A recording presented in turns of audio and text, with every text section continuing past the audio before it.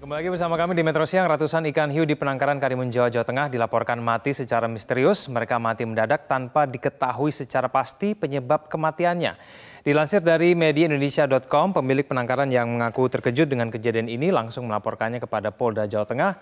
Berdasarkan data yang dihimpun, jumlah ikan yang mati mencapai ratusan ekor, yakni ikan hiu sebanyak 110 ekor, ikan kambing lebar 20 ekor, dan ikan tiger 10 ekor. Selama 50 tahun menggeluti penangkaran ikan hiu, baru kali ini terjadi kematian yang jumlahnya yang cukup besar dan secara mendadak. Sehingga muncul kecurigaan hiu itu mati bukan karena penyakit tetapi karena sebab lain. Polda Jateng pun tengah menyelidiki kasus ini dan bila ditemukan hal yang mencurigakan, kasus ini berpotensi ditingkatkan ke tingkat penyidikan.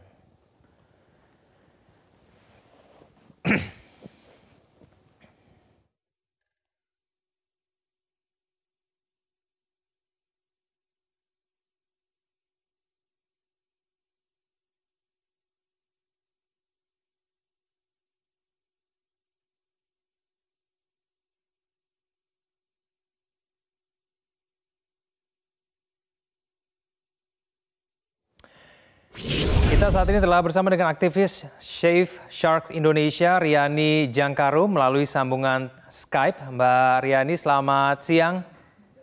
Selamat siang, apa kabar? Ya, Mbak Riani, bagaimana reaksi dan respon Anda serta kawan-kawan aktivis mendengar mengenai berita kematian hiu yang jumlahnya cukup banyak ini dan belum diketahui penyebabnya kenapa?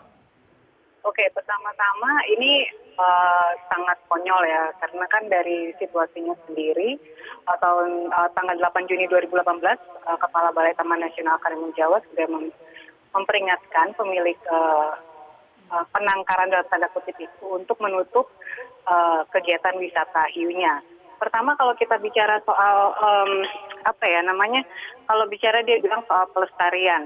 Tapi kenapa justru yang dia katakan pelestarian merupakan sebuah tindakan di mana dia mengambil hiu dari alam liarnya, dimasukkan ke dalam habitat yang terbatas, lalu dijadikan sebagai tujuan wisata. Sementara kan kita nggak pernah tahu apakah hiu yang dia tangkap itu ataukah hiu dalam tanda kutip hasil penangkaran itu ada yang dilepas liarkan atau enggak. Jadi buat saya itu adalah semacam kekonyolan yang luar biasa. Saya rasa kalau mau mengembalikan fungsi hiu ke dalam fungsi sebaik-baiknya bukan di dalam tempat yang terbatas. Berarti pelestarian hiu yang Anda tahu di sana pun juga tidak berjalan dengan maksimal, begitu ya Mbak Riani ya? Ya, kalau misalnya pelestarian, kayaknya ada informasi yang sedikit misleading ya. Karena kalau misalnya bicara pelestarian berarti dikembalikan ke habitat, ini kan tidak. Baik, kalau Anda sendiri menduga mengenai banyaknya jumlah hiu yang mati mendadak ini kenapa Mbak Riani?